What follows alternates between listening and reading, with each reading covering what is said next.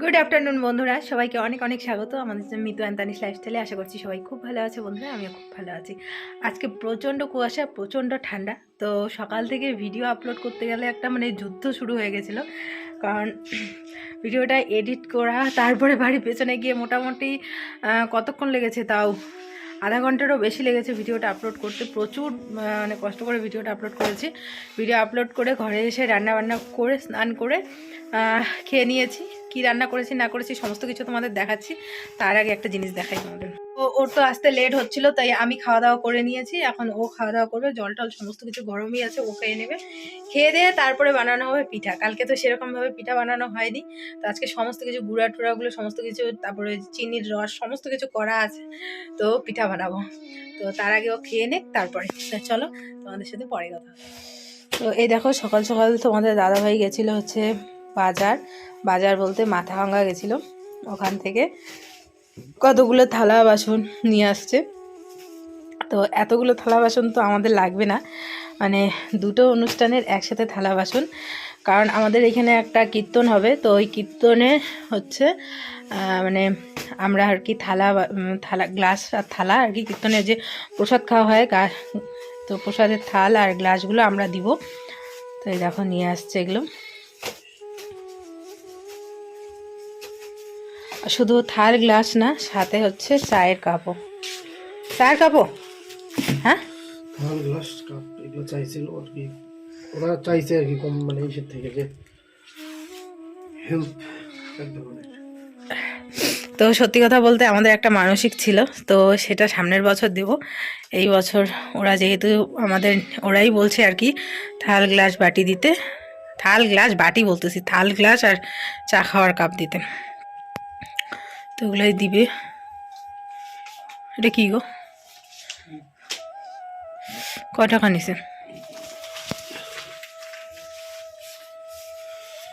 হ্যাঁ বলছিলাম 500 দিব থাল, 500 থাল গ্লাস দিব আর 600, চায়ের কাপ দিব 200। আমাকে বলছিল যে তুমি কি দিবা, তাই ভাবলাম যে ইচ্ছা ছিল একটু বড় কিছু দেওয়ার। কীর্তনটা সব এটা কীর্তনটা হচ্ছে সবাই গ্রামের সবাই মিলেই করি করে। তো আমার একটা ইচ্ছা ছিল যে না আমি অন্য কিছু দেবো, চাল বা তেল বা ডাল এগুলো দেওয়ার প্ল্যান ছিল, কিন্তু সামনে আমাদের বাড়িতেও একটা অনুষ্ঠান। তো এই জন্য এইবার আর কি, যেহেতু মনে মনে একটা আশা করেছিলাম, কিন্তু যদিও সেটা পারলাম না, কিন্তু এখানে এই যে 500 থালা আছে আর এখানে এই যে 600 মতো গ্লাস আছে আর চায়ের কাপ আছে, এগুলো দিব আর কি আমরা আমাদের তরফ থেকে দিব কীর্তনে। এখনই দিয়ে আসবা? কালকে থেকে কীর্তন শুরু। আজকেই দিতে পারি।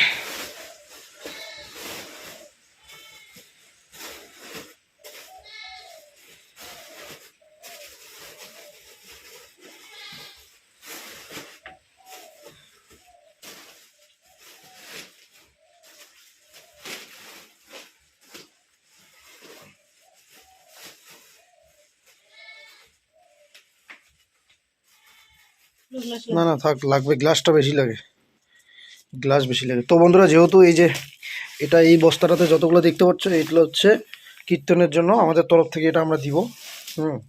পরের বছর আশা করি অন্য কিছু একটু ভালো কিছু দিতে ইচ্ছে ছিল, কয়েকটা চালের বস্তা দিতাম বা ডাল দিতাম বা তেল দিতাম, যতগুলো এবার কীর্তনটা যেহেতু অনেক বড় হয় আমাদের গ্রামে, তো এটা আমি আগের থেকেই বলেছিলাম যে দিব, কিন্তু এবার সিচুয়েশন এমন যে হলো না। তারপরে এই যে, তো যেহেতু মাথাহাট থেকে নিয়ে এসেছি চেনা জানা এক দোকান থেকে, ওখানে একদম কি বলবো রেট, পাইকারি হোলসেল রেট। তো সেখান থেকে যেহেতু আনছি, আমারও বাড়িতে যেহেতু কয়েকদিন পরে অনুষ্ঠান, এই জন্য এই থালাটা নিয়ে আসা হলো।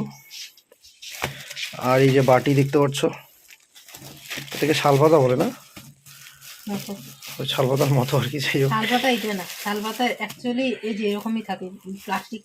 প্লাস্টিকটা থাকে না, ওই তো যাই হোক এটাই চলে। তারপর এদিকে এই যে কাপ আর এদিকে হচ্ছে গ্লাস। তো এই হচ্ছে প্রথম বাজার করলাম সাদের, এই বাজারটা। হ্যাঁ, আর পরে আস্তে আস্তে বাকিগুলোও করবো। এখনও এখনো বাকি আছে তো কিছুদিন। নাই সাত। তো এদিকে দেখো কি কি রান্না হয়েছে, কারণ এমনি ঠান্ডা, প্রচুর ঠান্ডা পড়েছে, তো এই যে গরম গরম ভাত, আলু সেদ্ধ, আর মানে কি বলবো, ঠান্ডা একদম শরীর জমে যাচ্ছে এরকম ঠান্ডা। আর এদিকে হচ্ছে মুসুর ডাল করেছি, আর হচ্ছে এই যে পাঁপড় ভাজা ওর জন্য। তো এই হচ্ছে আজকের খাওয়া, আলু সেদ্ধ ভাত, এখানে ডাল আর পাঁপড় ভাজা, এটা দিয়ে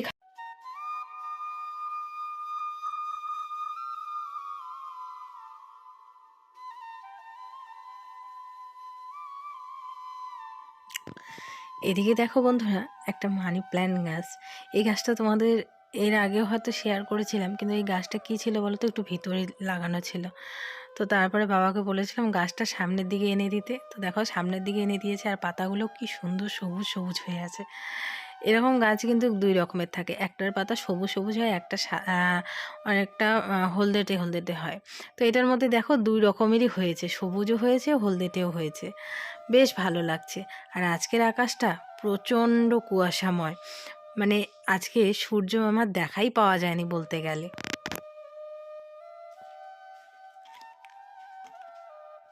আর এদিকে বর মহাশয়কে দিয়ে দিলাম খেতে, তো তোমাদের সাথে শেয়ার করছে। তো পাঁপড় ভাজা, আলু সেদ্ধ, ডাল, এগুলো দিয়েই খেতে দিলাম।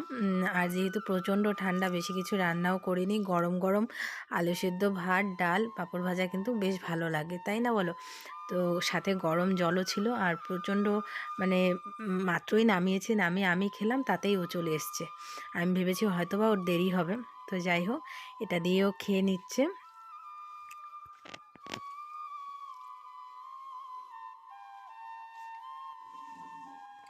খাওয়া দাওয়া করে আজকে আর একটু করে রেস্ট করে নিই, চলে আসলাম একদম উনুন পাড়ে পিঠা বানানোর জন্য। উনুনে কেন বানাচ্ছি সেটা বলছি। গ্যাসটা বেশি দিন নেই, আর মনে হচ্ছে 2-1-এই শেষ হয়ে যাবে। তো ভাবলাম আবার গ্যাসটা জ্বালাবো, আবার শেষ হয়ে যাবে, কোনো মতে তো রান্নাটা করা যাবে, একদিনও যদি বেশি থাকে, তো সেই জন্য উনুন পাড়ে চলে আসলাম। তোমরা অনেকেই বলছো মিতু কেন এই সময় পিঠে বানাচ্ছ, শুধুমাত্র তোমাদের দাদাভাইয়ের জন্যই বানানো।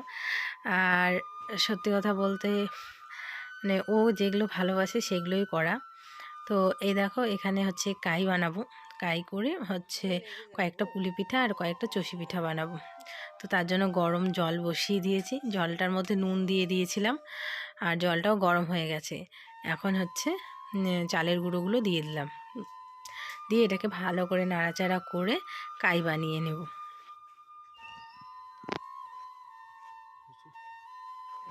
আর এদিকে দেখো আজকে অনেক দিন পর একটা কুর্তি পরেছি, তার কারণ বাড়িতে যে নাইটিগুলো পরি সবগুলো ভিজা।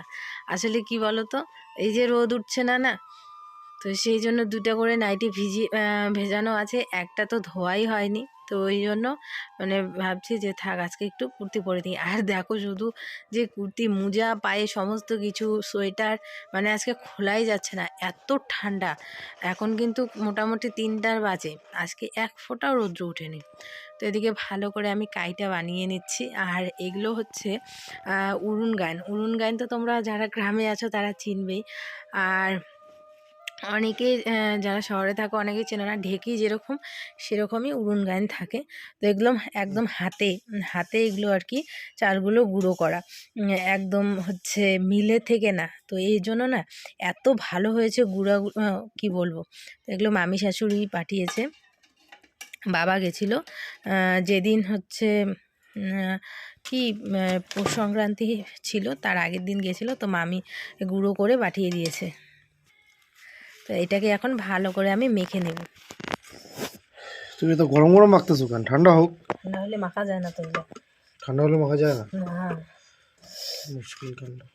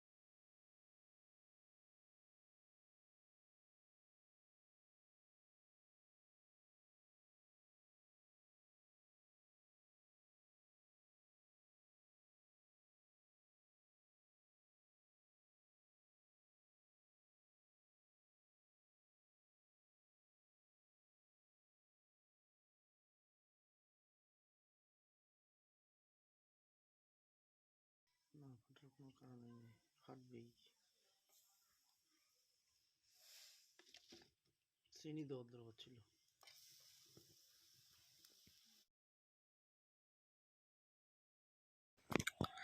প্রথমে কড়াইতে করছিলাম, পরে আবার ভাবলাম যে না, হাঁড়িটাতে বসাই, সেটাতে তাড়াতাড়ি হবে।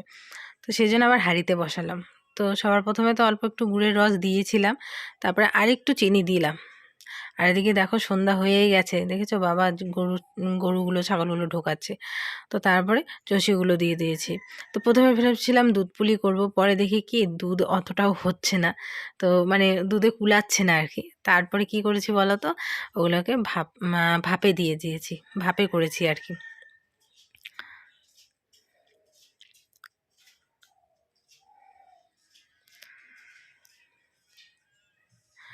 তো দেখো সন্ধে হয়ে গেল, একটুখানি জাল করে এটাকে নামিয়ে নেব। আর তেজপাতা দেওয়া যেত, তো গাছ থেকে না সন্ধ্যের আগে হলে পেরে নিয়ে আসতাম, কিন্তু সন্ধ্যা হয়ে গেছে, এখন আর গাছে ধরবো না, তো সেই জন্য আর আনা হলো না। আর এদিকে বসিয়েছি পুলি পিঠা ভাপে। তো এই যে ছিদ্র ছিদ্র যে থালটা আছে এটার মধ্যেই দিয়ে দিলাম। খুব সুন্দর হয়েছিল পিঠাগুলো, দেখে মনে হচ্ছিল। আর তোমরা বলছিলে, তোমরা না, একজন বলেছিলে যারা আমাকে বিশ্বাস করো না, ভালোবাসো না, সে তাদেরই এরকম মন্তব্য যে পিঠে খেয়েছো কি না। আমি যেটা সত্যি সেটাই তোমাদের সাথে শেয়ার করেছি। আর পিঠে খেয়েছি কি খাইনি সেটা আমি জানি। এটাকে কি বলে? এটাকে কোনটাকে? এই যে এটা চষি। চষি। আর এই যেগুলো সিদ্ধ পুলি, বাবা পুলি। তো চলো বন্ধুরা, দেখা যাক কি হয়, দেখা যাক কি হয়, মানে কেমন হয়েছে টেস্ট। তোমার জন্যই বানাইছি স্পেশালি, কারণ তুমি এই যে তেল টেল খেতে চাবে না তো, সেই জন্য সাদা সাদা। তো চলো, এই চষি।